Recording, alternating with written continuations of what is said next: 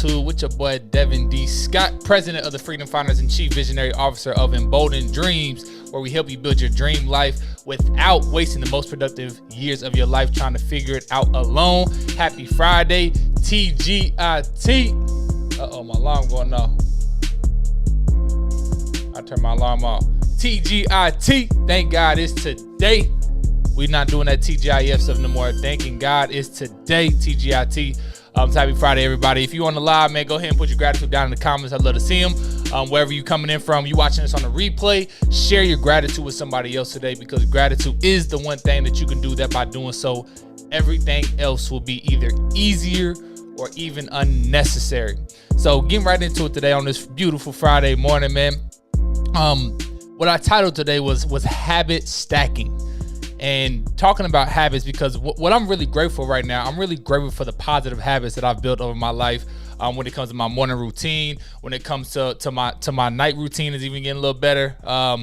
As I'm listening to some things that get in my subconscious mind, even when I'm sleeping, and just overall my habits have improved so much, because I'm really big on this be, do, have. And if you've been listening to me for any time over the last 2 months, I've been obsessed with the be, do, have principle. You must be first, aka become. And once you become, you can then do the thing. And then once you do the thing, you can have the stuff by doing the thing. So it starts with being, though. It starts with the becoming. And that's the piece that everybody typically misses. They jump right into the do. But the problem is they haven't became the person who can then do the thing. So yesterday we talked more about the doing piece of it, but I want to take one step back again to becoming, because the becoming phase is so important. And I want to come back to it because I'm reading this book called Atomic Habits. I've been telling you, I'm reading a book called Atomic Habits. It's a great book. So I want to give a shout out to James Clear. So this is his information. I want to share a little something with y'all today. And in today's chapter, when I was reading, it was talking about the first law of behavior change is making it obvious. So before we even talk about habit stacking, making it obvious, making it so simple that anybody can do it. Just really simple. And the way they kind of do this is two different ways. They call it, number one, the implementation intention. So this formula basically says, I will blank. So I will do this behavior at time in a location. What's going on, Chris? What's good with you, brother? He said the best book. Yes, sir. Yes, sir. Hey, it's a phenomenal book. What's going on, big homie, little homie in the building? What's good? What's good? Coming in from what you on? IG. But implementation intention. So I will behavior at time in a location. So literally, I will brush my teeth at 5:30 a.m. in my bathroom. Right? That's how simple it gets. But I want to take it one step further into more of a habit stacking, because the habit stacking is more of a strategy that you actually pair all the new habits into the current habits. Now, what this looks like is a little different from the implementation intention, where that's more of setting your habits based on the time and location, putting on your calendar and actually knowing when it is. That's great, but the habit stacking is even one step further. And the formula for the habit stacking is after I blank, so after I current habit, I will new habit. So after I wake up at 4:50 a.m., I will read. After I read, I will do my push-ups. After I do my push-ups, I will meditate.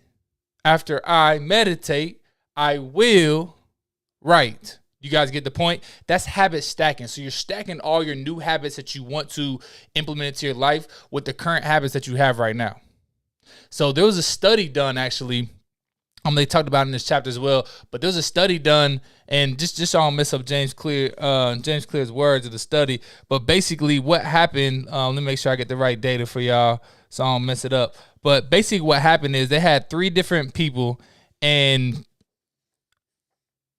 actually, it was 248 people. See, that's why I'm reading it. 248 people that did this habit in those 3 groups. The first group was a control group where they were simply asked how often they exercise. The second group was the motivation group. to where they gave them some motivation. They gave them some reading and some writing and some studying, some stuff to get the motivation so that they're motivated to actually go do it. And then the third group, they did the same as the second group, so they got the motivation. But on top of that, they also gave them, they also asked them to formulate a plan and then ask them what time and where are they going to do the activity. So group one, they just asked them, hey, how often you going to exercise? Group two, they had motivation to then exercise. And then group number three, they gave the same motivation, but they also asked them to write a plan for the date and time.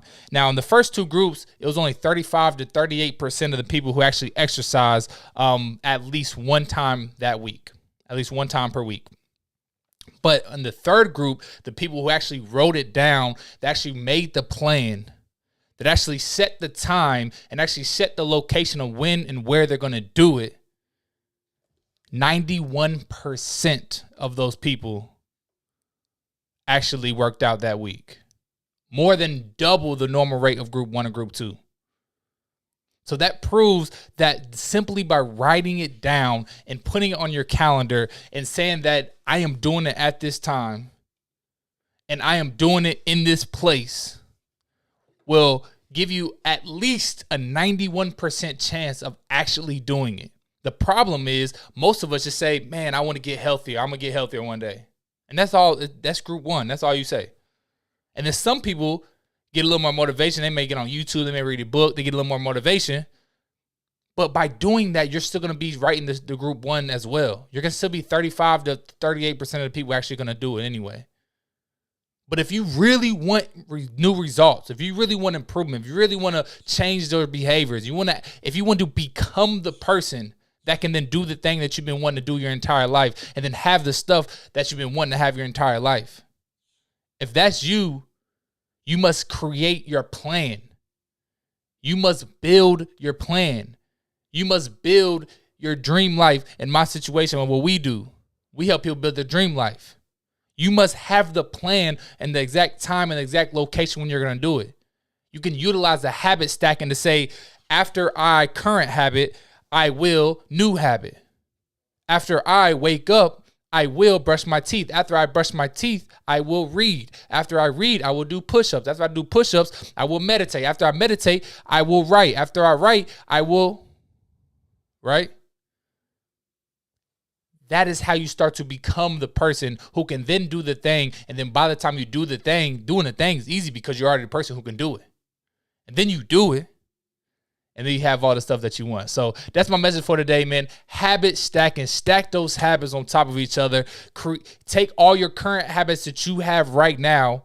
Put a plan together, a time and a location where you're going to get it done. And you say, after I do this current habit, I will then do my new habit. And I'm telling you, you will become the person who can then do the thing. And once you do that thing, you can have all the stuff and all the fulfillment and all the happiness and all the joy that you ever wanted because you took the time to become the person first. So that's my message for y'all today with the habit stacking. Man, that's all I got, man. TGIT. Thank God it's today, man. Love and appreciate y'all. Shout out to DeAndre Collins coming in from Facebook as well. He said, morning, you guys. Good morning, DeAndre. Appreciate y'all tapping in. If you are tapping in on the replay, make sure you drop your gratitude down in the comments or simply share your gratitude with somebody else today and ask them what they are grateful for. You can literally improve somebody's entire day by just asking them what they are grateful for, having them think about the things that they are grateful for. And I'm telling you, it's the one thing that you can do that by doing so. Everything else can be either easier or unnecessary. So that does it for me, man. TGIT, thank God it's today. For Devin D. Scott, signing off. Y'all gonna be great today.